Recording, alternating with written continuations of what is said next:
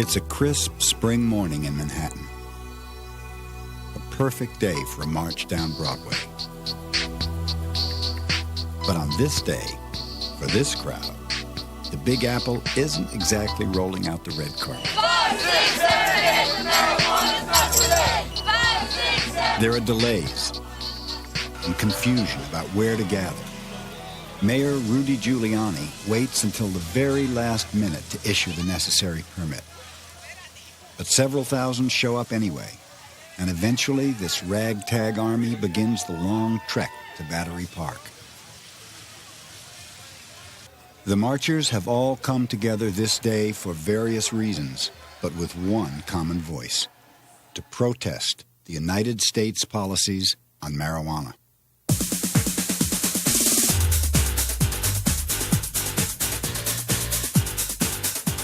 The marchers are cordially escorted by a phalanx of New York's finest. Or so it seems. Business as usual in America's war on drugs. They're not going to get rid of us that easy. For the last 30 years, a hardcore band of activists has been fighting the war on marijuana in what they see as a struggle for truth and justice. One man among them stands apart. He has been described as a cult folk hero, a boisterous rabble-rouser, a crazy man. His name is often mispronounced. He likes to say it rhymes with terror. But one thing is certain. Because of him, we enter the next millennium with a new knowledge of an ancient plant. A plant whose present-day revival was sparked by this man's 1985 best-selling book. The book revealed the lost history of the hemp plant, and in doing so, lit a fire under a legion of followers the world over. Its title is The Emperor Wears No Clothes. Its author is known as the father of today's burgeoning hemp movement. His name is Jack Herer.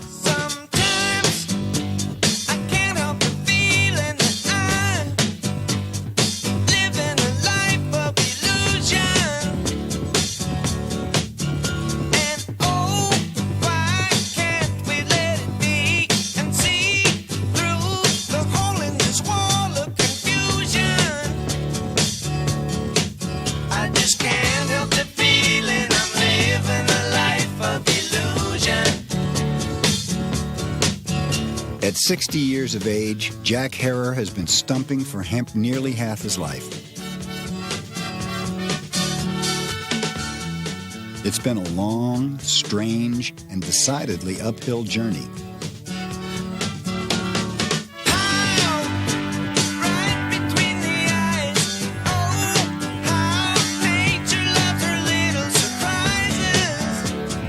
But he trudges onward despite ill health, somehow turning on the passion when the curtain goes up. They've outlawed the natural, and I say we've got to take it back by standing together. Make it legal million man. Make it legal million man march next year. Make it 2 million. Come to New York next year. Mayday.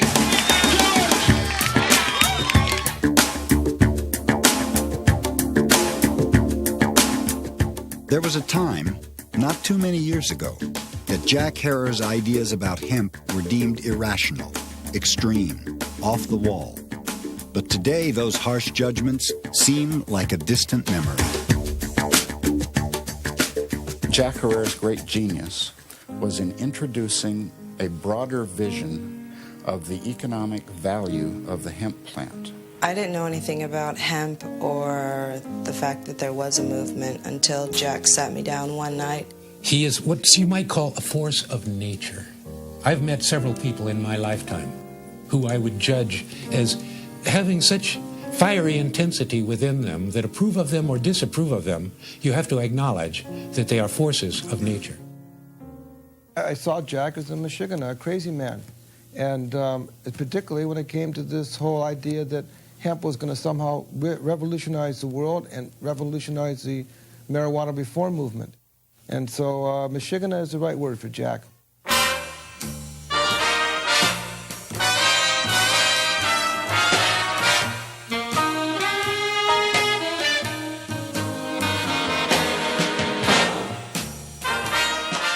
Jack Herer was an unlikely candidate for emperor of hemp.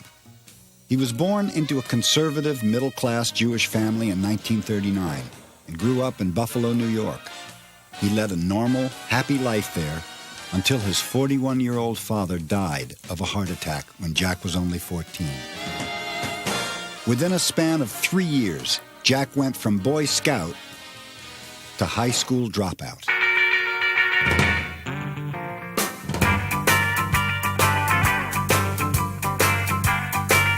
To avoid a 2-week jail term for driving after dark with a junior license, 17-year-old Jack Herer enlisted in the Army. He quickly adapted to military life. The gung-ho soldier served honorably as an MP in post-war Korea. By the mid-60s, Jack was out of the Army and back into a normal middle-class lifestyle. Wife, 3 small children, a ranch house in the San Fernando Valley in California, and a series of routine managerial jobs.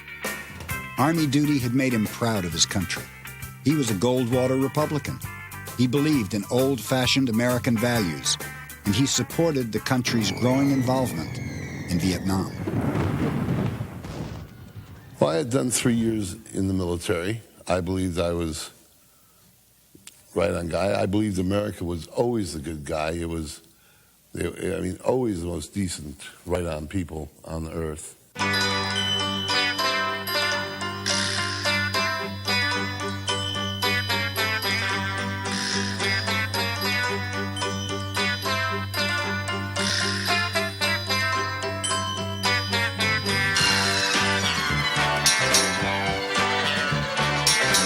Silver in my tambourine, help a poor man build a pretty dream.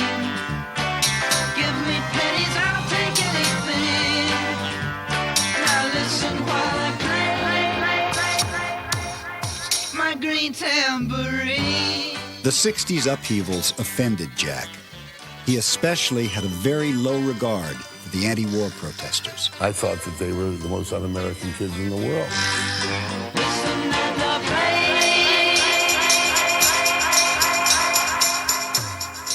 And what evil spell had turned previously well-behaved, well-dressed, middle-class white kids into loathsome, rebellious hippies? To Jack and the establishment, marijuana must have had something to do with it. From the time marijuana first showed up in police blotters and newspaper headlines in the early years of the century, its use had been limited primarily to Mexican immigrants and black jazz musicians. Marijuana was hardly noticed at all until it was discovered by the white middle class in the 60s, when millions of baby boomers actually inhaled.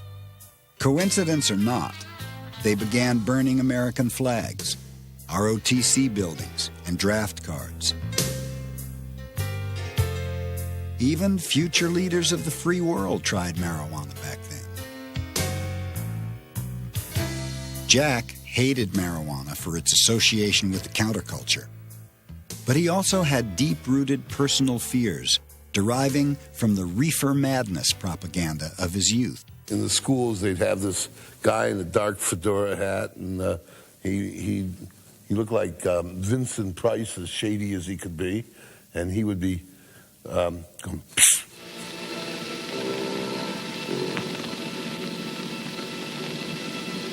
You try one of these for free, kid, you know, and then all sorts of devil things. Next thing, you were shooting heroin, you know, you were doing cocaine, you were doing things and exotic named drugs that I had no experience with, and I was sure that this was going to happen to me. The 60s rising tide of social change eventually swept in and altered the course of Jack's life. In 1967, he and his wife divorced. One day, a couple of years later, a new girlfriend asked him a question. She said, "Jack, have you ever smoked marijuana?" I said, "Of course not, no. I've never smoked marijuana." She said, "Well, I think you should."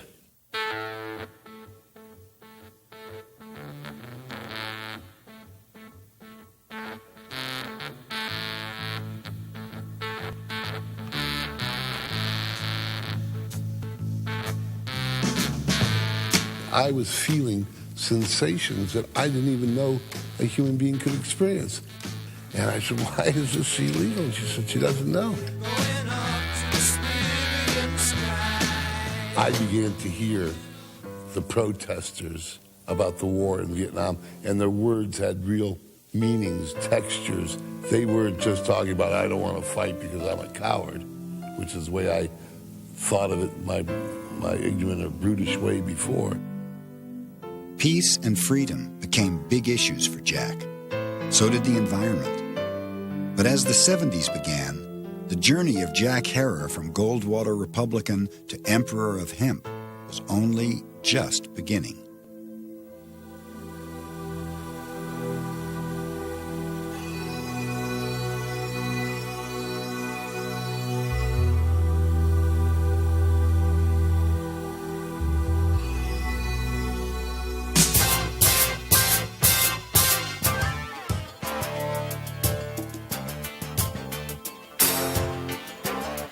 Jack's transformation gained some momentum in 1973 when he satisfied a lifelong urge to write. He and a friend co-authored a little cartoon book about marijuana titled simply Grass.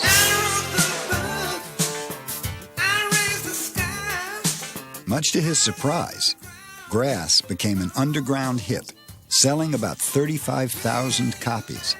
Almost overnight, Jack gained a reputation as an authority on marijuana. And now everybody thought I knew all about pot. I knew every little subtle thing. And I still didn't even know if I ran across a marijuana plant growing in a field, I wouldn't even recognize it. And the grass, and the grass, come sit with me, and the grass. Like millions of other Americans back then, Jack knew nothing of marijuana's history and had no idea that marijuana was actually hemp, the non-intoxicating but still very much illegal variety of the ancient cannabis sativa plant. But as sales of his little grass book raised his profile, strangers began to come up to him with intriguing bits of information. They come up to me and say, Mr. Herer, do you know that they used to make paper from marijuana? Some other kid would come up to me and say, do you know that they used to make all their sails and clothes out of marijuana? The idea that it had other uses, that you could make paper out of it, that you could make cloth out of it, you could make cord out of it, you could make oil, you could make medicine. Those had never occurred to Jack, and boy, did he take that idea and run with it. Jack was amazed to discover hemp's deep connection to mankind. For over 10,000 years, hemp was undeniably our most useful plant. Our ancestors depended on hemp's exceptionally strong fiber, cellulose-rich pulp, and highly nutritious seeds. The plant was cultivated and used throughout history for food, clothing, fuel and medicine, as well as for sails, rope, shelter, and paper. In colonial America, hemp was not only legal, but essential to survival. Washington planted hemp at Mount Vernon in the 1790s while he was president in an attempt to start a home industry so that the United States would not have to depend on Italy and on Russia and on England for their hemp fiber. This was just after the Revolution, and the United States was trying madly not to have to rely on foreign countries for any products. Armed with this new knowledge, Jack set out to persuade the marijuana reform movement to join him aboard his new hemp bandwagon. But to his surprise, nobody got on, not even the usual suspects. Many of us thought that Jack was perhaps too focused only on hemp. Most of us were only focused on let's stop arresting smokers, and we sort of thought the hemp issue was a secondary issue and maybe not as important, and we weren't even sure there was a constituency out there that cared about it.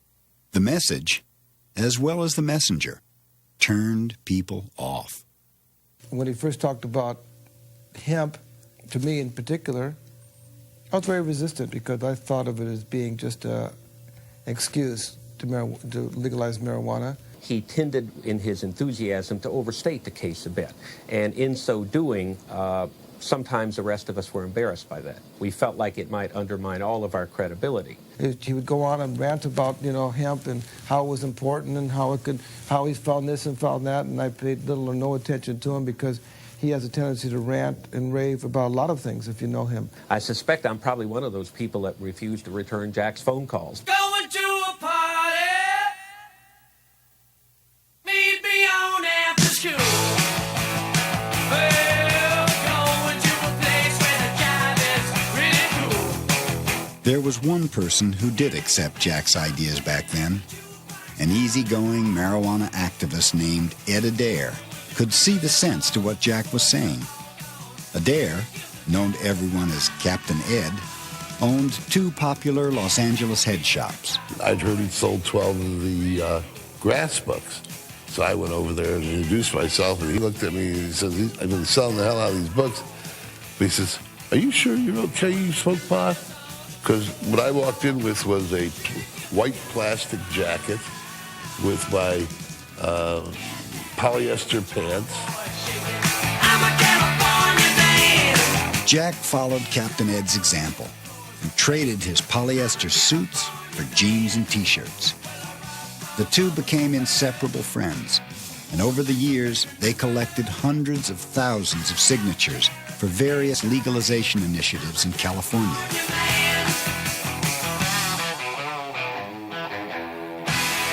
And Captain Ed and I made a pledge. It was to work every day to legalize cannabis until we were dead. It was legal, or we turned 84. And we always felt the great injustice is that if anybody was in jail for cannabis for any reasons, it would always be too big of an injustice to walk away from and not spend almost all our time trying to change.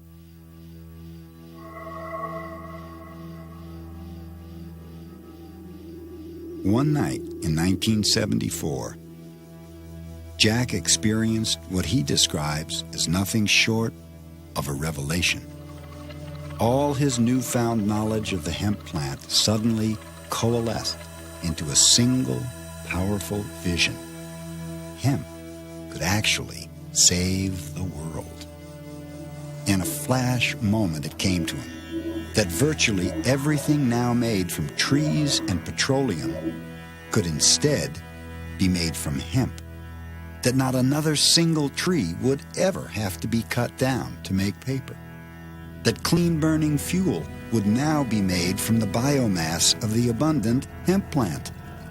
This new fuel would run cars, factories, power plants, and would even provide heat for our homes. That hemp could be grown and processed into cloth and paper with only a fraction of the toxic chemicals used in processing cotton and trees. Jack pictured a world saved from pollution, acid rain, global warming, and deforestation. Well, just about everybody assumed that Jack had gone completely mad. And my own kids thought, Dad, you've gone overboard. I mean, you're doing this marijuana legalization now for 3 years, and now you've gone overboard. Normal felt the same way. You tell people that marijuana is going to save the world. No self-respecting person will come to the marijuana movement. They'll think they're getting involved with a nut like you. All the world over so easy to see. People everywhere just wanna be free. Listen, please, listen, that's the way it should be. Peace in the valley, people got to be free. Thick-skinned and unrelenting, Jack ignored the naysayers and stuck to his guns. Late in 1979, he and Captain Ed opened the nation's first hemp store, an outdoor stand famous to this day, where else but Venice Beach, California. Overnight, Jack became a boardwalk fixture, the hemp merchant of Venice, a man of hempen cloth preaching the gospel. He's interested in saving the damned world and informing everyone he knows about hemp. He wears it on his body. He can't stop to buy a hot dog without starting to spread the news. He's been doing this continually. Now, when a guy like this is more like an Armenian rug merchant on the Lower East Side or something. You know what I mean? He's straight off the Bowery. He's a working class guy. As the 80s began and the country braced itself for an official policy of zero tolerance toward marijuana, Jack was about to have a close encounter with the 40th President of the United States.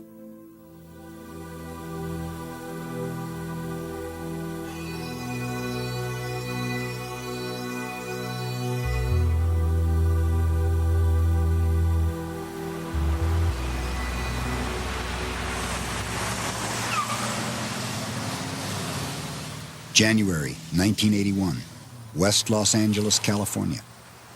Mere days before the presidential inauguration, Jack and a small encampment of followers are campaigning for California hemp and marijuana initiatives.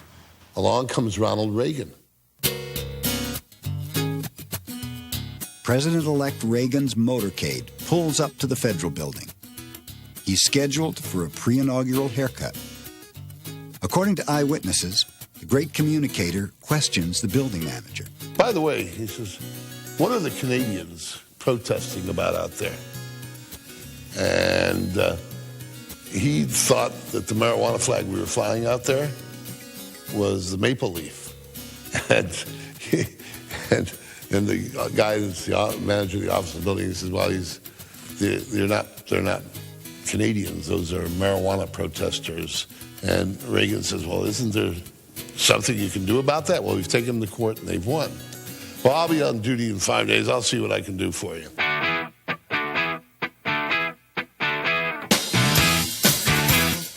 What Reagan does is have Jack and 5 others arrested for violating an arcane wartime sabotage act. The others pay a $5 fine and get probation. Jack fights. He refuses to pay the fine and loses.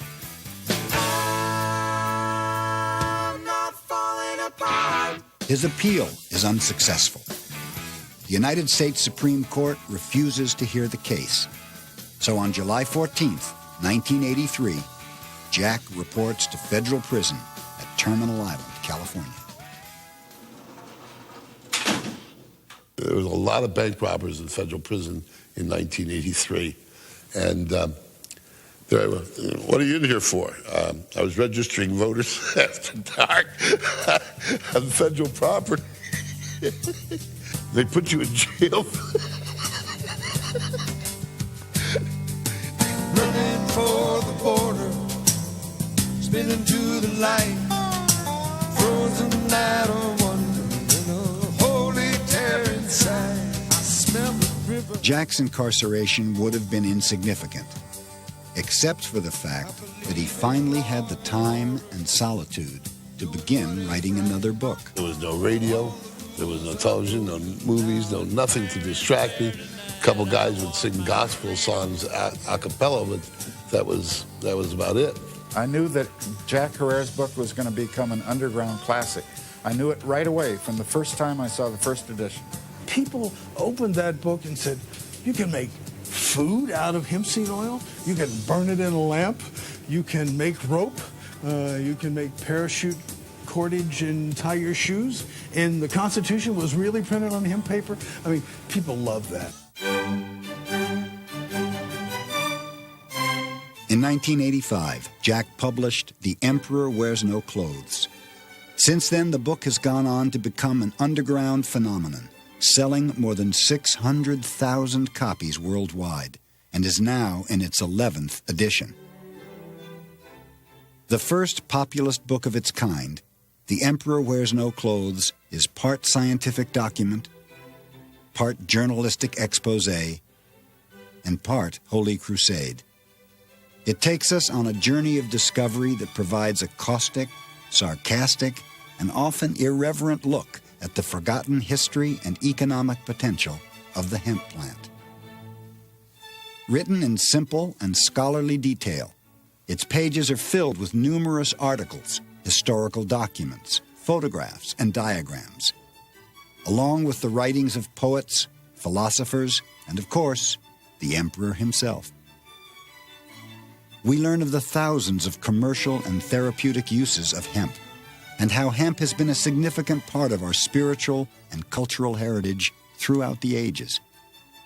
We discover how the hemp seed could again become a basic world food, and how no other single plant seed contains virtually all the nutritional elements necessary to maintain healthy human life. The Emperor Wears No Clothes explores in great detail Jack's most passionate beliefs: that biomass fuels derived from hemp can provide virtually all of the world's energy needs, eliminating the global dependence on our nearly depleted fossil fuels.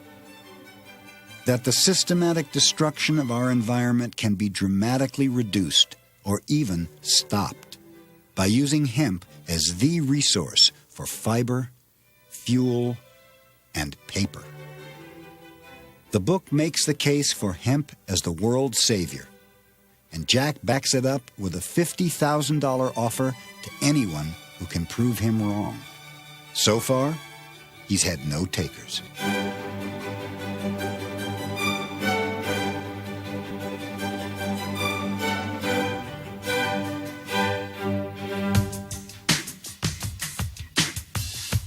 The book also takes us on a journey of the bizarre, the curious origin of marijuana prohibition.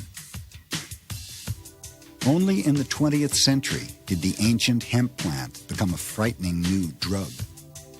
The Mexican slang word, marijuana, was unknown to most Americans until it began appearing in newspaper headlines early in the century.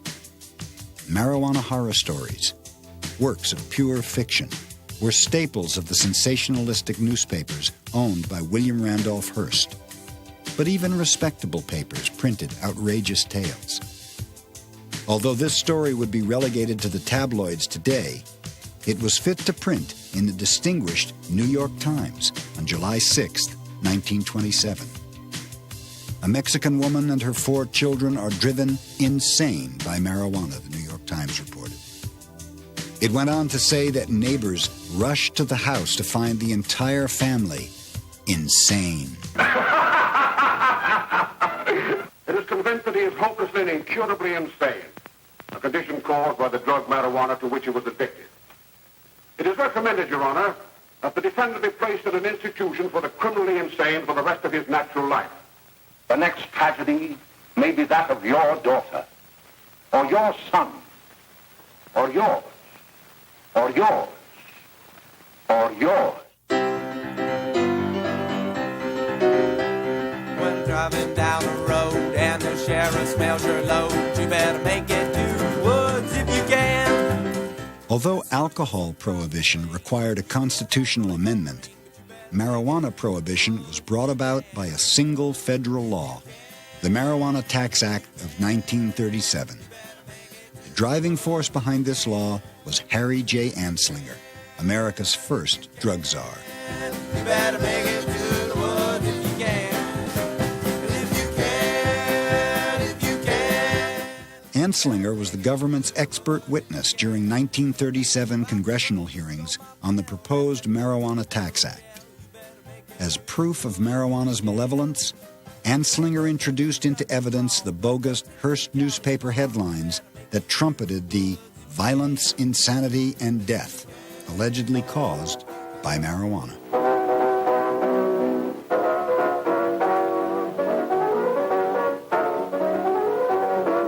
In 1937, when the Marijuana Tax Act was established, there were no data of any sort, much less scientific, about whether this compound was harmful or not. There was just evidence it was being used by people whom we distrusted and feared, and that it was associated with lower class people. You go back and read the record in Congress, it's amazing the lack of information. There were literally questions by members of Congress saying, what is this marijuana? Is it a narcotic or what is it?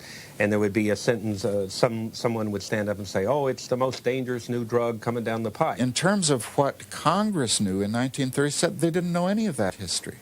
The only history that they were given was all these cock and bull stories about how it made people crazy and they went out and killed people under the influence of marijuana. The Tax Act was built on lies, and I think it's outrageous that we have legislation that still exists today it was based on lies.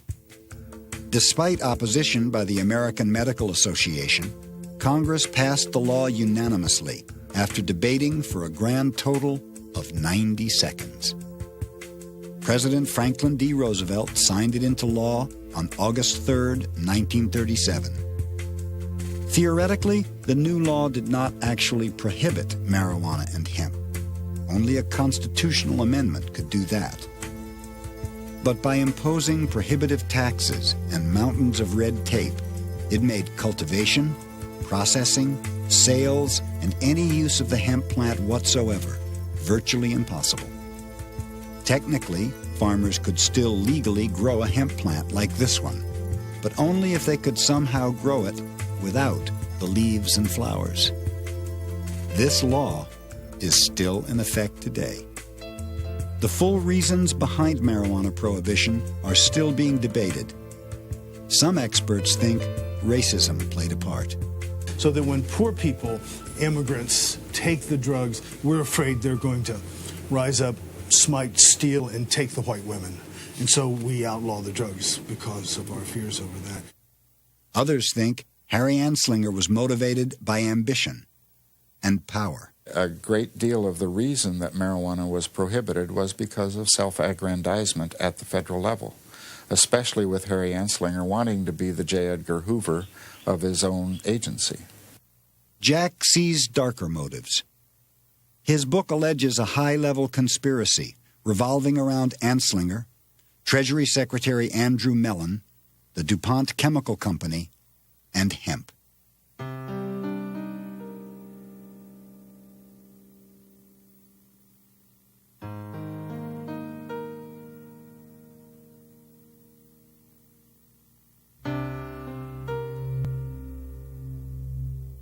Before the Civil War, hemp was the nation's second-largest cash crop behind cotton.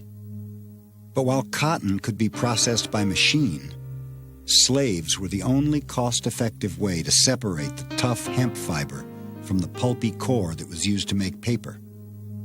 When slavery ended after the war, the hemp industry went into decline.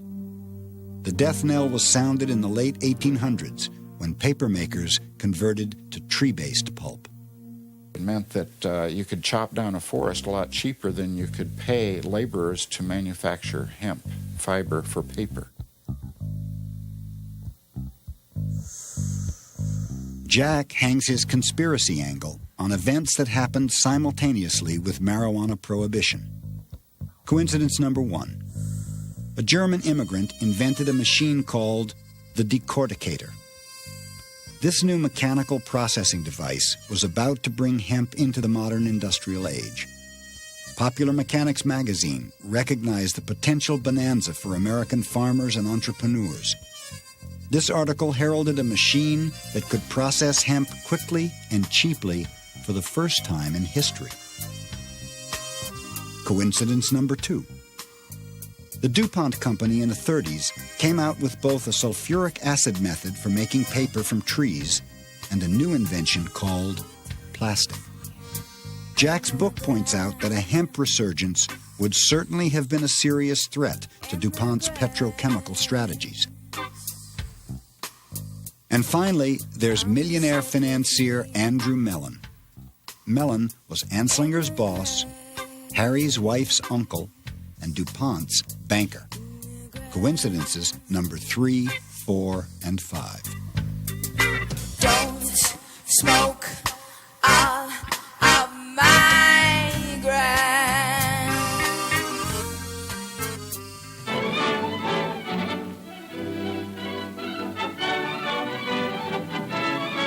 The book's credibility got a boost from Jack's discovery of this 14-minute documentary. Supposedly made by the U.S. government 5 years after the Marijuana Tax Act. Its purpose was to encourage farmers to grow outlawed hemp during World War II. Long ago, when these ancient Grecian temples were new, hemp was already old in the service of mankind. For thousands of years even then, this plant had been grown for cordage and coarse cloth in China and elsewhere in the East. But now, with Philippine and East Indian sources of hemp in the hands of the Japanese, and shipment of jute from India curtailed, American hemp must meet the needs of our Army and Navy as well as of our industries. In 1942, patriotic farmers, at the government's request, planted 36,000 acres of seed hemp, an increase of several thousand%. The goal for 1943 is 50,000 acres of seed hemp. For to grow hemp legally, you must have a federal registration and tax stamp. This is provided for in your contract. Ask your AAA committeeman or your county agent about it. Don't forget, Jack often staged public showings of hemp for victory to validate his history of the plant. He also used the film as an example of government deception and hypocrisy. But he was stunned one day in 1988 to get a call from a newspaper reporter questioning the authenticity of the film. Well, Mr. Hare, we went out to check the information, and we found nobody that would corroborate your story, that this movie was even ever made. You said this movie was made by the United States government, this movie Hemp for Victory, that if there would be any evidence that the government ever made such a film, it would be in the Library of Congress, it would be in the Department of Agriculture. It is in neither place. His reputation on the line, Jack and his friends went on an excursion to Washington, D.C.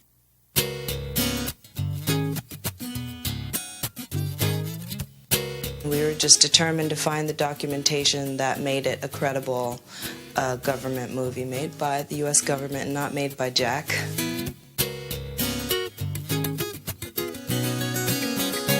We didn't see it as detective work. We just saw it as we were on a mission. We're on a mission from God. Many others before Jack had searched the Library of Congress for proof of the documentary's existence and found none. In a day of digging, Jack ran into the same lack of evidence. After deciding to give up, we decided to give it one more try.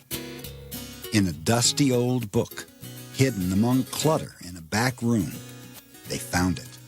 The official Library of Congress documentation.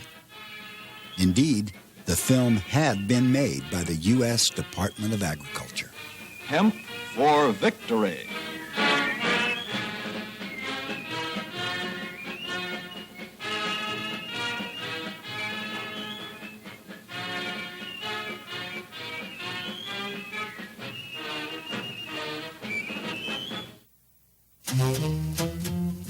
In the few short years since The Emperor Wears No Clothes first began inspiring activists and entrepreneurs, the U.S. hemp industry has grown from Jack's ramshackle Venice Beach booth into a $100 million a year business. I was shopping for a suit the other day and walked into the department store.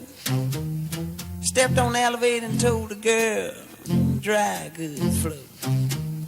When I got off, a salesman come up to me. He said, now what can I do for you? I said, well, go in there and show me all in sport clothes, like you supposed to. He said, well, sure, come on in, buddy, and dig these fabrics we got laid out on the shelf. He said, pick yourself out one, try it on, stand in the mirror and dig yourself. The world's getting this information. It's coming out on billboards. It's coming out in companies all over, everywhere. As hemp gained mainstream acceptance in the 90s, so did Jack. His critics became allies. When Steve Hager became editor of High Times in the late 80s, and he went ahead and just wrote column after column, article after article, month after month in his magazine. And that's really what exploded the idea of hemp, more to the colleges, more to everybody that picked up a High Times now read about hemp. In 1994, he was honored by the conservative Drug Policy Foundation in Washington. His efforts for showing the impact one individual can have on the lives of many others, Jack Herer is awarded the 1994 Robert C. Randall Award for achievement in the field of citizen action. At the awards dinner, the emperor wore a hemp suit.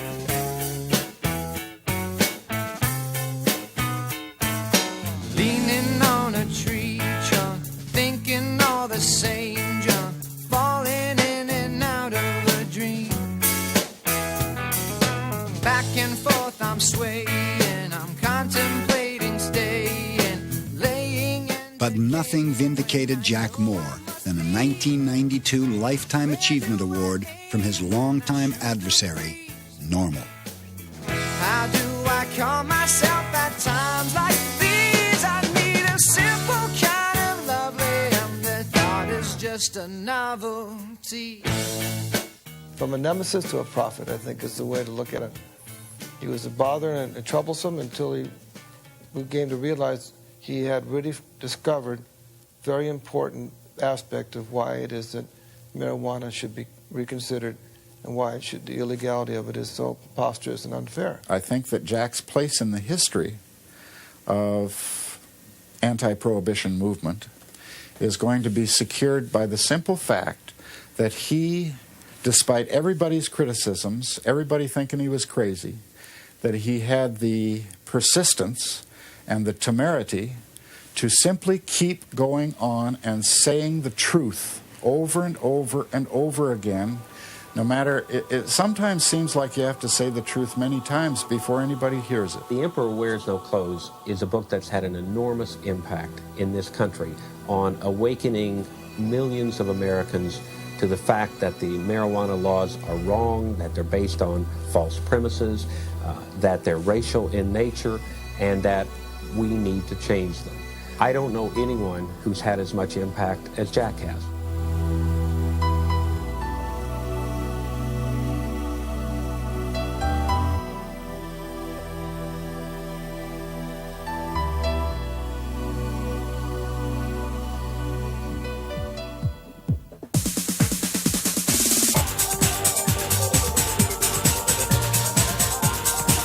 Neither Jack nor anyone else in the outgunned, outspent reform movement was having any impact at all on U.S. drug policies.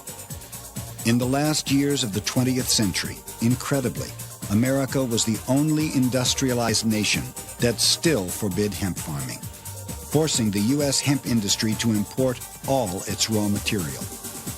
According to the government, allowing farmers to grow hemp would confuse police and send a wrong message to children. Drugs are every nation's problem, and every nation must act to fight them. We are determined to build the drug-free America and to join with others to combat drugs around the world. Let there be no doubt, this is ultimately a struggle for human freedom.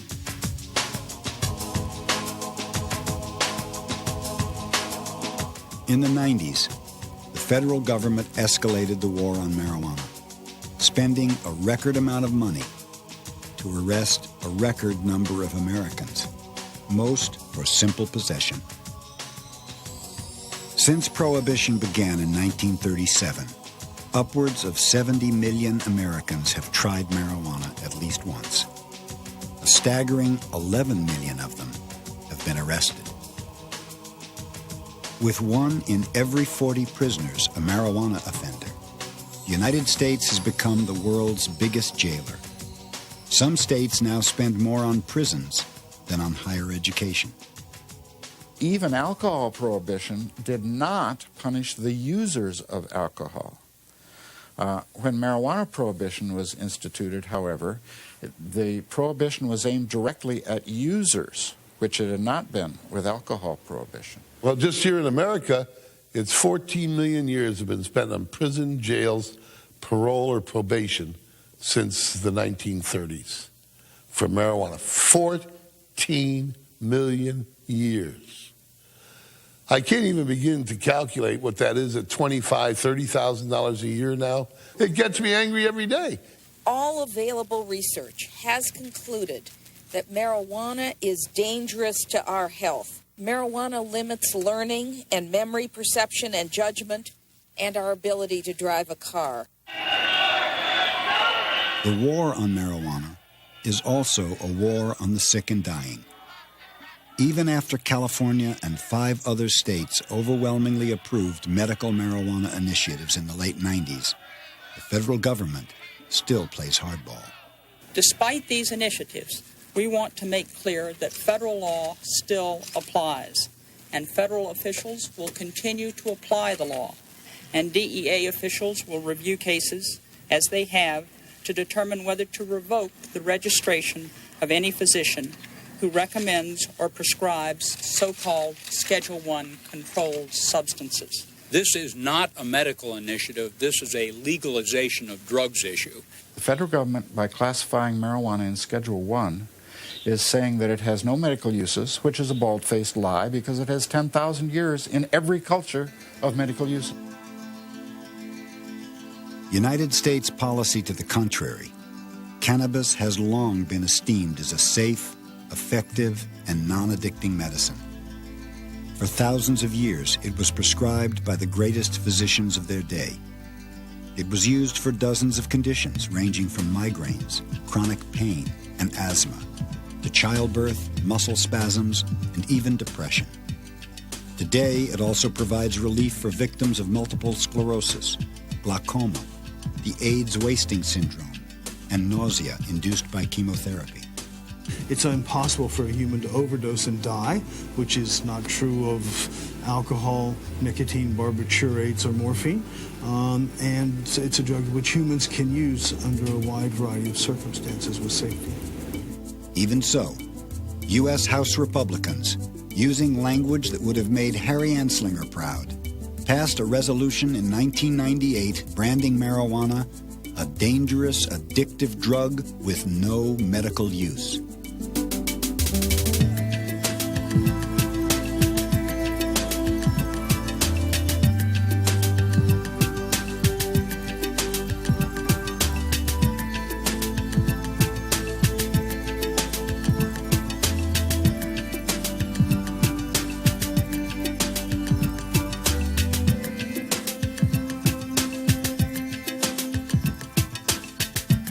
They don't care if marijuana is the only drug that can alleviate your pain and suffering so that you can live longer, so that you can take your chemotherapy, so that you have a reasonable quality of life. They would rather fight the war on drugs even though they know that there are sick and dying patients being denied relief because of their position.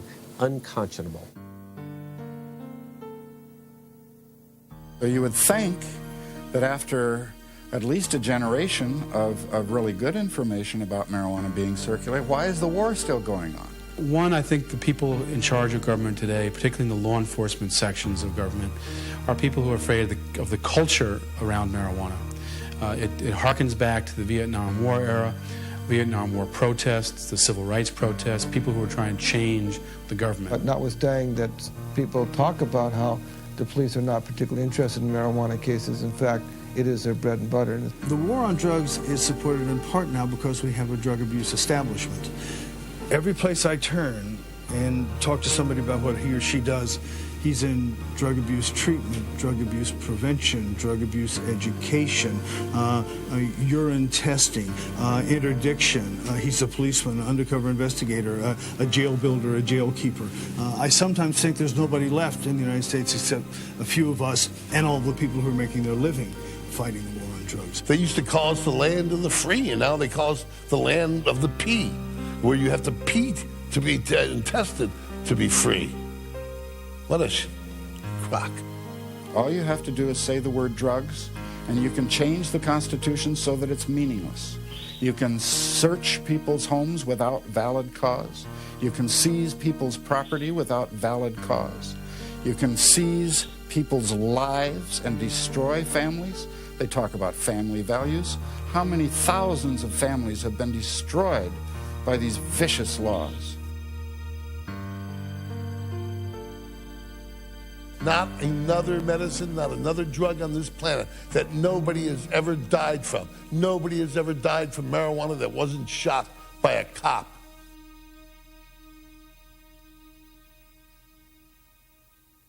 Jack Herrera. Have I pronounced it correctly, Jack? Herrera. Herrera. Okay. Jack Herrera. Jack Herrera. Jack Herrera. Jack Herrera. This to Jack Herrera. We're gonna put on Jack Herrera. Hemp. Once again, and then tell me a story about this lovely girl whose name was Jane. cult acclaim has not made Jack a household name, nor does he live like an emperor. Most of his income from book sales goes to finance his causes, not his lifestyle. When he's not on the road for weeks at a time campaigning for hemp and medical marijuana, Jack lives and works in this small, cramped apartment in Van Nuys, California. Harry Anslinger, Harry. Jack is a cultural icon. He is probably as well known as anyone who's ever had an opinion to offer on this subject.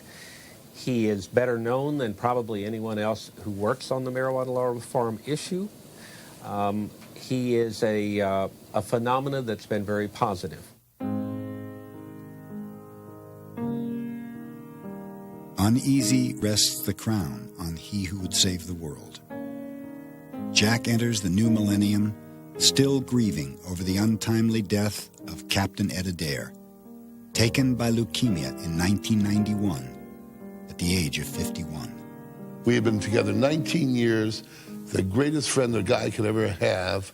He worked so hard to save this planet, and he believed he was saving it for you, me, his children, and he thought that this was the way to do it. And it's against the law, the federal law, and it's a stupid law, it's an ignorant law, and it's an evil law because they know better and they won't get off of it.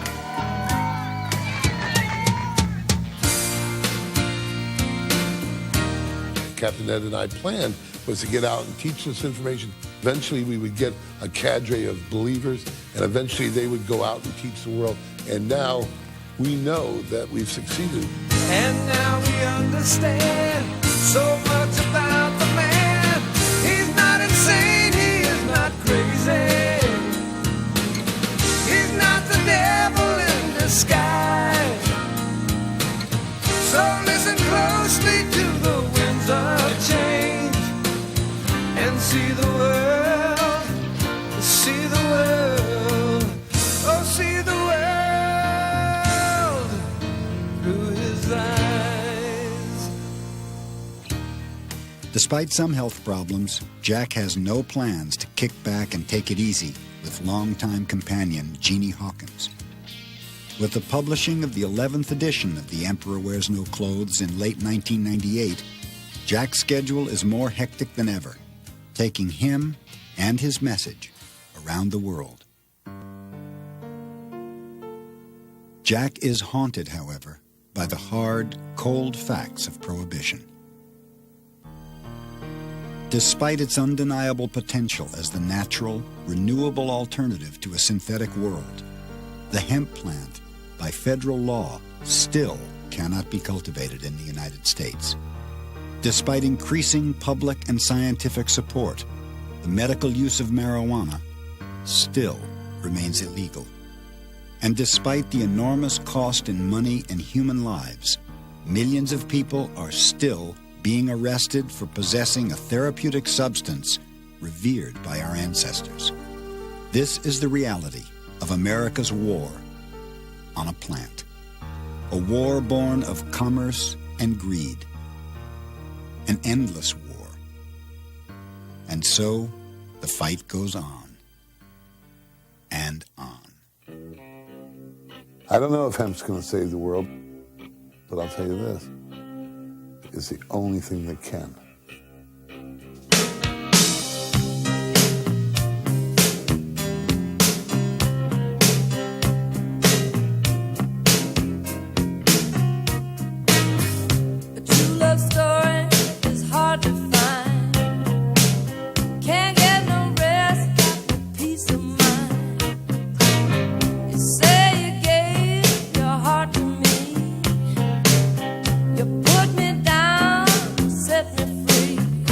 This is a model of the USS Constitution, what we call Old Ironsides, which became famous during the War of 1812. Conestoga wagons and the wagons that went west were covered with hempen canvas.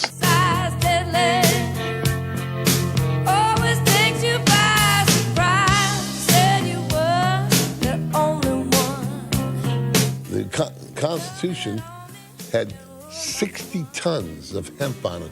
The sails, the ropes, the flags, the books, the Bibles, the maps. The word canvas is just the Dutch pronunciation of cannabis. Everybody said you was deadly. Yes, you know you always was deadly. The sealant between the loose and green beams was all oakum made from hemp. Canvas sails were cannabis sails. Canvas-covered wagons were cannabis-covered wagons. I tried and tried, but you just can't get enough. 11 acres of farms had to be growing in constant production every year for nothing else than the hemp. It took 3,600 man-hours to make the sails and the ropes for this ship each year. And they went along, and all the oil on the wheels was always made with hemp seed oil because they didn't have any petroleum oil. And they never had a better oil than hemp seed oil. And I just thought I'd be a wise guy a little bit, but a nice wise guy. And I said, you know what those sails were made of? And he says, nylon. I said, no. I said, no, I mean, not 20 years ago, 10 years ago.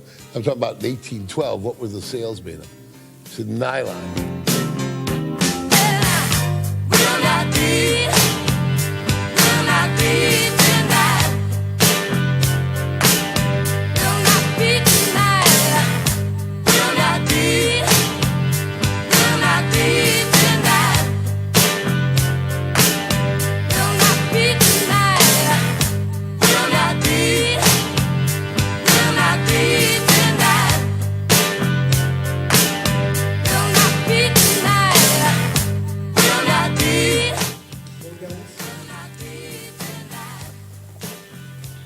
How's that?